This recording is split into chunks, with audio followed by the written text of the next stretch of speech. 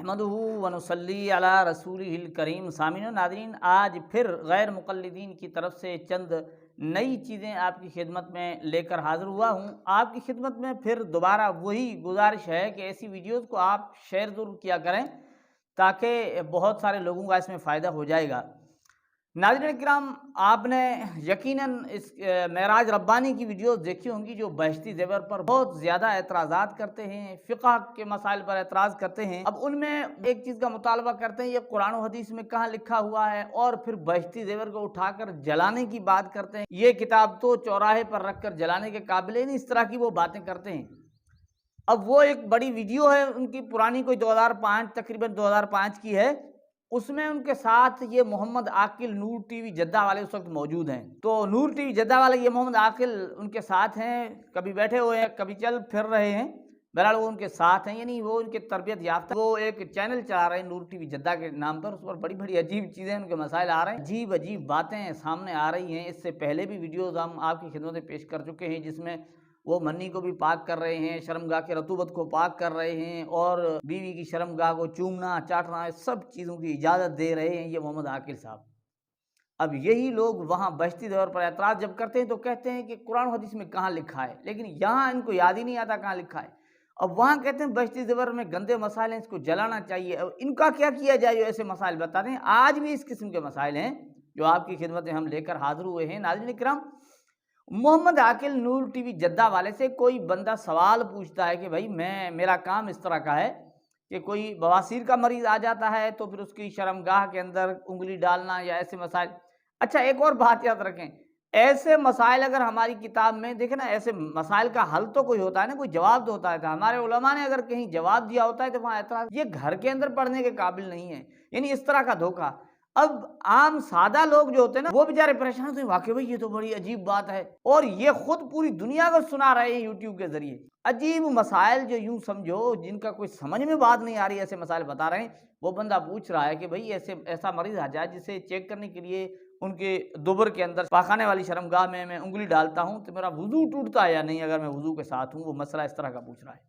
اب وہاں بنتا کیا ہے کہ یہ جب وہاں اس مسئلے کا حل بتاتے ہیں تو اس میں اس مسئلے سے 2-3 اور مسائل نکل پڑتے ہیں کہ بھئی کیا عورت کے ساتھ بھی ایسے کیا جا سکتا ہے؟ یعنی عورت اگر پیشنٹ ہے، مریض ہے، تو مرد ڈاکٹر عورت کو اس طرح چیک کر سکتا ہے یا نہیں؟ یہ محمد عاقل سے پوچھ رہے ہیں، اس کے جواب میں محمد عاقل کہہ رہے ہیں، ذرا آپ سن لیجئے۔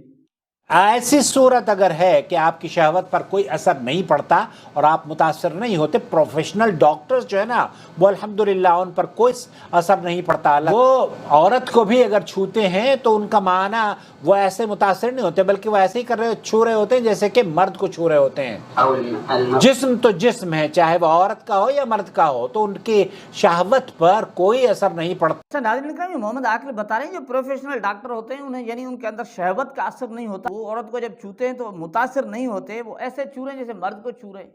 اور کہتا ہے جسم تو جسم ہے نا، عورت کا یا مرد کا۔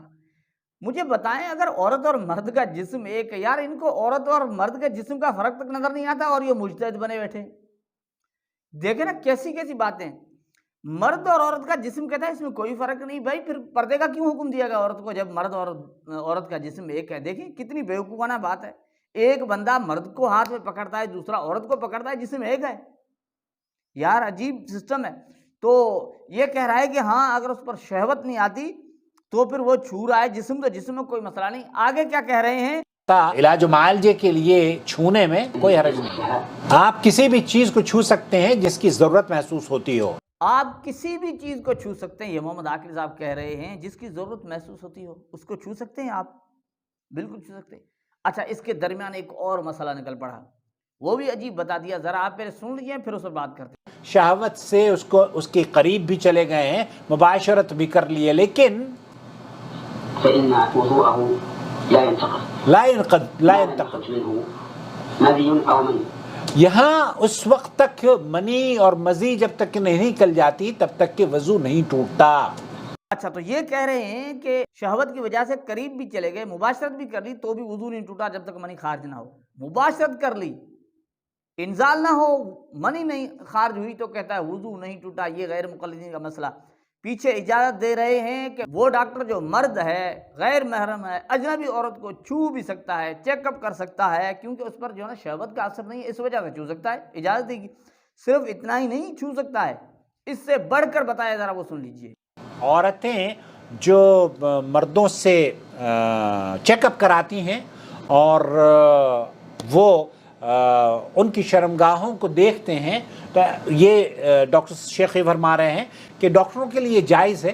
لیں بھائی، عورتوں کی شرمگاہ کو دیکھنے کی غیر مقلدین نے اجازت دے دی کہ وہ ڈاکٹر بھائی جن پر شہوت کا اثر نہیں ہوتا نا، وہ پروفیشنل ہیں، ان پروفیشنلز کو اجازت ہے کہ وہ عورتوں کی شرمگاہ کو بھی دیکھ سکتے ہیں اور ان کے لیے جائز ہے، اور جواز کا فتویٰ بھی دے دیا۔ مجھے بتائیں وہاں بہشتی زیور کو جلایا جا رہا ہے، ان کو کیا کیا جائے؟ اب اس پر ہم اگر ان سے پوچھیں بھئی قرآن کی آیت پڑھ دیں، حدیث مبارکہ پڑھ دیں، یقیناً ان کے پاس کوئی جواب نہیں، لیکن پھر بھی لوگوں کو گمراہ کرنے کے لیے، دھوکہ میں دینے کے لیے، غلط مسائل بتانے کے لیے چینل چلائے جا رہے ہیں اور لوگوں کو گمراہ کرنے کی ہر ممکن کوشش کی جا رہی ہے۔